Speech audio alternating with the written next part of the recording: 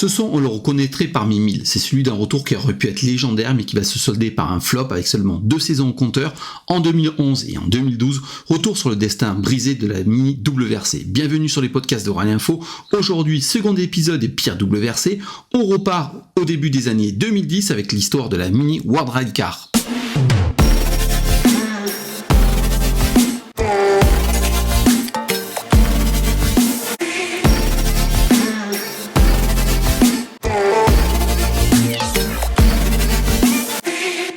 Bonjour et bienvenue sur ce nouvel épisode des pires WRC. Cela aurait pu être le retour d'une légende, le retour de celle qui a gagné le Monte Carlo en 1964, 1965 et 1967 et qui a fait rêver des générations entières. Voici l'histoire d'un gâchis. La Mini aurait pu faire un comeback fabuleux, pourtant BMW avait mis les petits plats dans les grands, en confiant l'exploitation et le développement de sa Mini WRC à ProDrive dès l'annonce du programme en 2010. Une petite aparté sur ProDrive, qui est une entreprise britannique spécialisée dans le sport automobile, et fondé en 1984 par David Richards, ProDrive s'est construit une solide réputation en tant que préparateur des Subaru avec 3 titres pilotes pour Colin McRae en 1995, Richard Burns en 2001 et enfin Peter Solberg en 2003. Et en 18 années de collaboration, c'est aussi 3 titres constructeurs en 95, 96 et 97. Rien que cela, autant dire que BMW et Mini avaient choisi l'un des meilleurs préparateurs, sinon le meilleur. Puis BMW connaît déjà ProDrive qui avait préparé les fabuleuses BMW M3 par le passé. C'est donc sur la base de la Countryman que la Mini WRC va voir le jour en subissant de nombreuses modifications pour la rendre apte à la compétition. Elle est équipée d'un moteur 1.6 turbo développant environ 300 chevaux et 400 Nm de couple. La voiture disposait d'une transmission intégrale et d'une boîte de vitesse séquentielle à 6 rapports. Esthétiquement, la Mini WRC est là aussi une réussite et plaisait énormément. Et le combo Mini plus ProDrive plus Sordo plus MIC pourrait devenir la surprise pour un peu que l'engagement en WRC soit annoncé officiellement. Le développement de la Mini débute donc sous les meilleurs auspices en 2010 avec Danny Sordo, Chris Mick et Marco Martin derrière le volant. Et la confiance est de mise. D'ailleurs, chez ProDrive, on ne s'en cache pas, le développement de la Mini WRC est en avance sur les objectifs selon Richard Taylor, le directeur du développement. Il dit « Nous sommes en avance sur nos objectifs. La voiture a parfaitement fonctionné dès qu'elle est sortie de l'usine. Pas une seule fois nous avons dû interrompre les essais à cause d'un problème technique. La seule alerte fut causée par un accident, celui de Marco Martin qui a effectué un tout-do. Nous avons pu repartir dans la journée. Au final, en 2010, la Mini WRC aura complété 3 séances d'essais au Portugal, en Espagne et en Sardaigne, et d'autres séances d'essais sont prévues dès le début de l'année 2011. 5, 4, 3, 2, 1, 0. All engine running. Liftoff. We have a liftoff. C'est donc naturellement que la Mini WRC va être engagée en mondial sur 6 rallyes avec Danny Sordo et Chris Mick au volant en 2011. Les rallyes seront la Sardaigne, la Finlande, l'Allemagne, la France, la Catalogne et enfin l'Angleterre. Et autant dire que la saison fut plutôt encourageante avec pas mal de soucis pour Chris Mick, mais une 5e place en Catalogne et une 4e en Angleterre. Pour Sordo, c'est mieux, 3e en Allemagne, 2e en France et 4e en Catalogne, laissant entrevoir une seconde saison plus aboutie en 2012.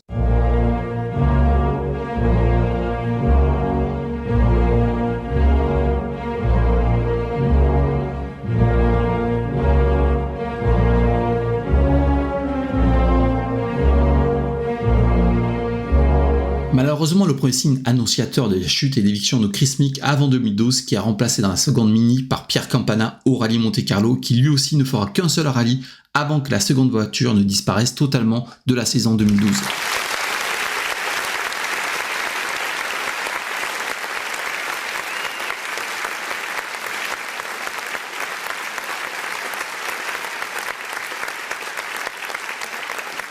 Seul ou presque, Danny Sordo va faire rouler la Mini WRC et ProDrive en 2012 avec au programme le Monte Carlo, la Suède, le Portugal, la Nouvelle-Zélande, l'Allemagne, la France et enfin la Catalogne. Une très belle seconde place en principauté et en fait le chant du cygne de cette saison qui ne sera pas à la hauteur de la première car entre soucis, contre-performance, la Mini déçoit et les résultats sont plus que mitigés. Et c'est la même chose pour le team satellite WRC Team Mini Portugal qui engage Araujo et Noble. Tiens, un team satellite alors que ProDrive peine à faire rouler la Mini et la développer en cette saison 2012.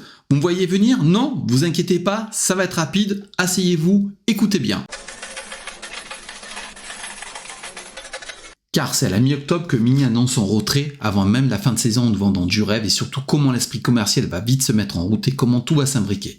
Effectivement, BMW met fin à sa collaboration avec ProDrive qui se voit écarté de la compétition comme écurie officielle. C'est désormais le World Team Mini Portugal qui se retrouve représentant officiel de Mini en rallye en mondial. Effectivement, un différend grondé entre ProDrive et Mini depuis pas mal de temps.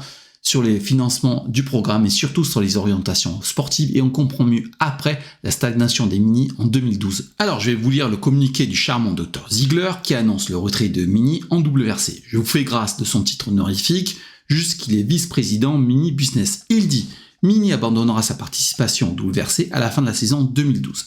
À la fin de la saison, le WRC Team Mini Portugal aura participé à tous les rallyes en 2012. Ainsi, conformément à la réglementation FIA, nous aurons obtenu l'homologation WRC pour la Mini John Cooper Works. Ce faisant, nous aurons atteint les conditions préalables pour permettre aux personnes intéressées de continuer à faire rouler la voiture en WRC sur la base de la compétition client. » Vous avez compris ? Non, toujours pas, je vais vous expliquer, c'est très simple. Alors, écoutez bien comme tout cela va s'imbriquer et c'est magnifique. ProDrive conservera la responsabilité de la construction et du support des voitures clients Mini John Cooper Works WRC, tout en travaillant avec le groupe BMW sur le développement ultérieur de la voiture.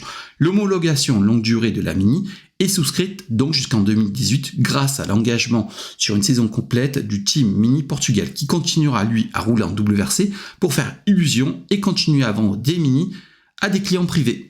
La marque du groupe BMW se retire donc après 2 saisons, la Mini WRC pourra cependant courir à titre privé, et ça c'est la magie du business. On l'aura compris, il n'y avait pas de stratégie sportive à long terme, mais une stratégie commerciale visant à vendre une Mini WRC à des clients en comptant sur des évolutions basées sur les nouvelles homologations qui n'arriveront jamais ou que très peu.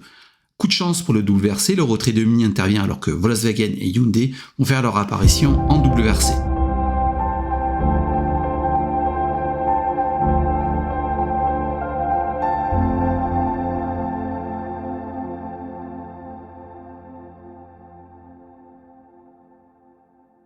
Aujourd'hui, des Mini WRC continuent à rouler ici ou là avec des clients privés. Ce fut un beau succès commercial car au total 27 châssis furent construits et à ce jour 10 roulent encore selon des sources du site IWRC. Le reste fut détruit ou est rentré dans des musées car aujourd'hui faire rouler une Mini WRC coûte très cher et c'est très compliqué. Mais il reste cette impression d'énorme gâchis que le sport est passé derrière l'aspect financier et commercial. Cette Mini avait tout, le look, la base, ProDrive et 2 top pilotes, mais elle n'aura fait que 2 petites saisons sans avoir les investissements ni le développement qui auraient pu faire d'elle une voiture de top niveau. Voilà, nous en arrivons au terme de cette émission sur la Mini WRC, ça a été un plaisir de vous raconter cette histoire. Merci pour vos écoutes, vous êtes de plus en plus nombreux, ça me fait extrêmement plaisir. Je vous dis à très bientôt pour un nouveau spécial des Pierre WRC. Allez, ciao ciao!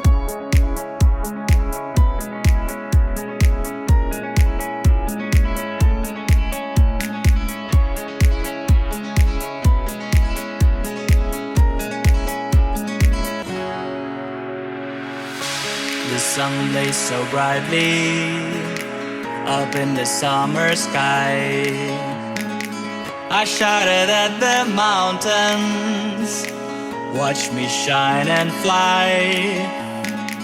But then cracked the thunder and the heavens cried. Our world torn asunder, her heart said goodbye. Now I'm standing in our ashes, feeling the sunshine once again.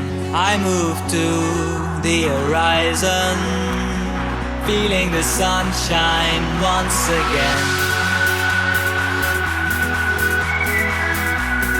Feeling the sunshine once again. Feeling the sunshine once again.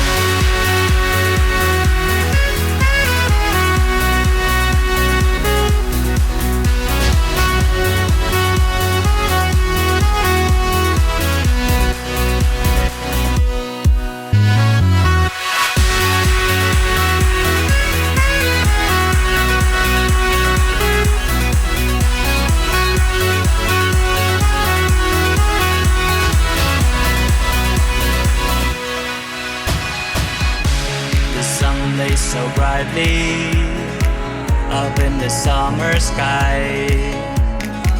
I shouted at the mountains, watch me shine and fly. But then cracked the thunder and the heavens cried.